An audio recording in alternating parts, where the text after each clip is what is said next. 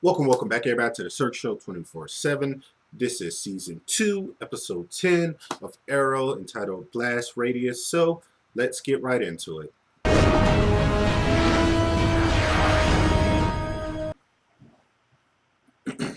All right, guys, we're back with Arrow from just a very short holiday break. Thank God it wasn't like a long hiatus break, and you have to wait like 4 months, whatever. We're right back into it. This episode was really solid. It wasn't my favorite, but it had a lot of great moments that I really did enjoy. A lot of great character moments that I really look forward to in this show, especially in season 2. That really picked up. That I think they're doing just a terrific job in season 2 with just those small character moments that really help the show out in the long haul. A lot of great just revelations and just great surprises with Sebastian Blood.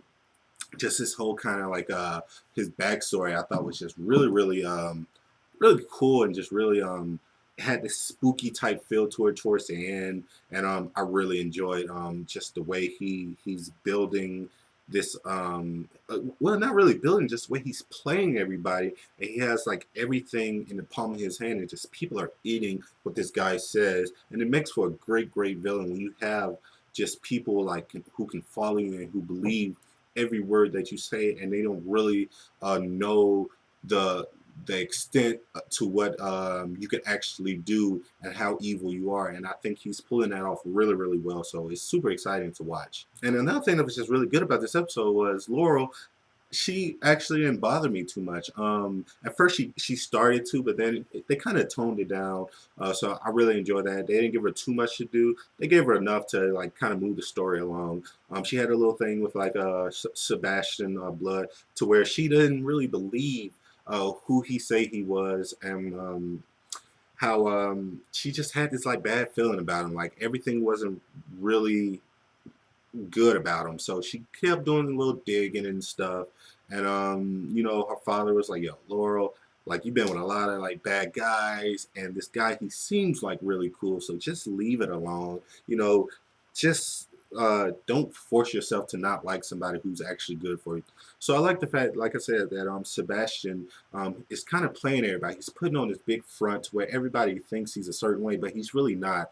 And Laurel kind of notices that, and so she's doing a little digging and stuff. So that part was pretty cool. At first, I thought it was going to get too annoying because she was like asking all these questions. I was like, be quiet, girl. But she did pretty good, and I enjoy that part where we find out what Sebastian Blood really is, and who his like who this mystery lady he had put in like a psych ward, and how that all played out. I thought that was really cool. It had this very creepy, very like horror tone to it, and the actress who played like his mom, she did like a really good like creepy job, and that really kind of, I was watching it in the dark, so I was kind of a little freaked out by it. I get freaked out by like old like white ladies sometimes, like just shaking and like singing random creepy songs. It freaks me out, people. I can't lie. But yeah, I thought that was really good in this story. And what was very interesting is now Sebastian has Oliver, or the Arrow, kind of on his side, because Oliver kind of sees like this guy, he does what he says and people get behind him, so maybe I should kind of join him and kind of help him out. So you see that at the end, so that can actually bite Oliver like in the ass, like towards later on the season. So that's going to be really interesting to see. And yeah, I'm super excited about that. Now what like really bugged me about this episode was Ollie kind of made me upset a little bit. He was kind of going hard on Felicity. He was really being mean to her, and you can't be mean to Felicity, man. She's just like so sweet. She's always nice, but he was just giving her a very like hard time, and he felt like she wasn't like, she didn't have her head in the game, and I don't know. He was just really being tough on her for like no reason. So that really irked me, that he was just so mean to Felicity, because she's just such a sweet girl. So I was just really upset with him for like 10 minutes. But it kind of died down after that, because I realized like this is a fictional show, and these people are not actually like really mad at each other, But you can actually tell like Ollie doesn't really see that he actually has like these true feelings for Felicity. I think it might be a little jealousy and stuff, because she's kind of infatuated with Barry, and they have like this little thing and connection. and maybe Ollie's kind of noticing that he might have more feelings than he wants to like let on. So that's cool because I'm a big Felicity and Oliver fan. I really want them to just kind of get together somewhere in this season or next season or just somewhere in the future because I think Oliver needs like a girl like Felicity, somebody who can kind of really just bring him down to like real level, natural level, and just be real honest with them and just have this very sweet and not too crazy of a relationship, just very honest and very cool and chill. And I think Felicity has that. So like I said, just a little irk with Oliver a little bit because he was very mean to her. But that's how the story plays out. But I think what really was just a highlight for me is just that anticipation because towards the last episode we got to see like the big reveal that Slade's back. He's got the miracle serum in him and he's like super strong, and just the whole flashback it really shows like how strong he actually is and how like the miracle is kind of taking over his like brain and he's not really thinking straight, and it's just gonna make it very very like sweet when him and Oliver actually meet again, like in the future, because now we know that he's in Starling City and he wants some revenge. So it just makes it all that sweet. So I'm just anticipating when they meet, and Manu Bennett, who plays who plays Slade, he's just such a great actor, and I've always loved him in Spartacus.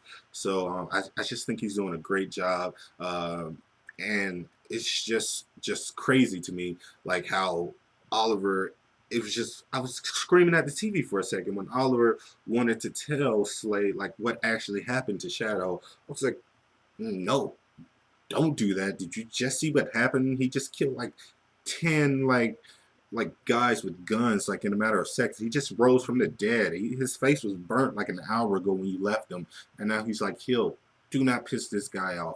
I don't understand. So I was like screaming at Oliver for that too, that he wanted to tell Slade what actually happened. But I didn't. It doesn't really make sense because he didn't really kill Slade. I mean, he didn't really kill Shadow. Like he just jumped in front. I mean, he could have. It wasn't his fault. He was put in a tight predicament. So I don't understand why he feels the need to like tell Slade.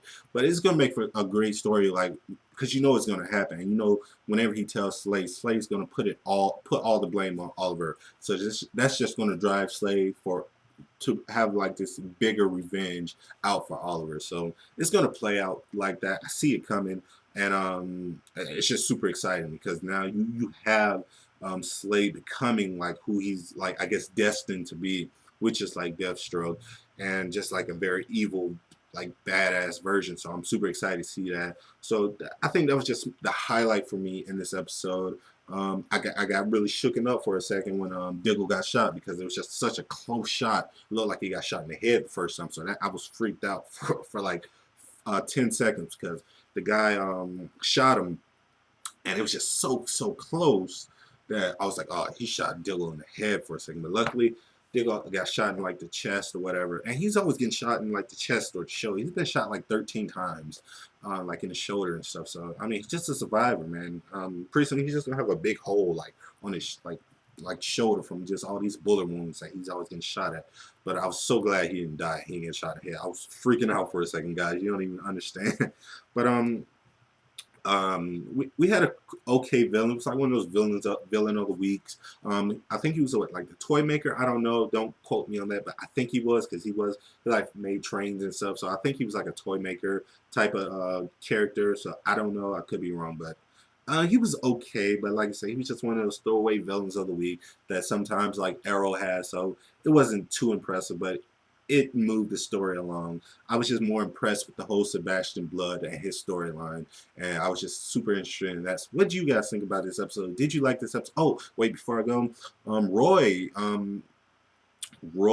is getting to realize of his power and how he can heal, and he's kind of freaking out by that because he feels like his body changing and he can do like these superhuman stuff. So that's going to be very interesting to see how that plays out. So I'm super excited for that. So what do you guys think about this episode? Please like this video, comment, subscribe, tell me what you thought. And as always, this is the Cirque Show 24/7.